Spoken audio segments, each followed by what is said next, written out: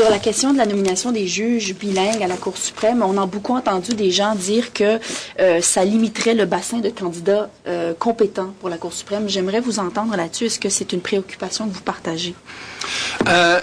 Non.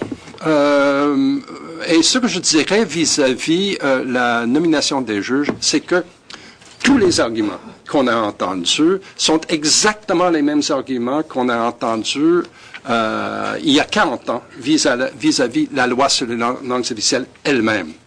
À ce moment-là, on a dit que ce serait la fin des emplois pour des gens de l'Ouest, que jamais plus ce serait possible pour quelqu'un d'Alberta ou de Saskatchewan ou de la Colombie-Britannique d'avoir une belle carrière au sein de la fonction publique.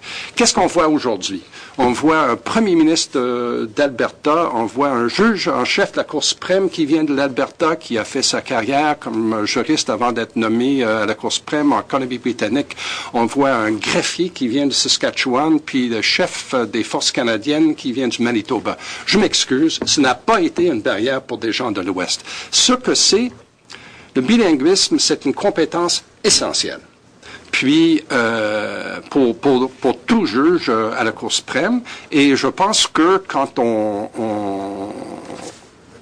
comprend ça, on voit au quel point les juges eux-mêmes font un effort considérable pour s'assurer que quand ils passent du niveau provincial au niveau fédéral, qu'ils ont cette compétence essentielle.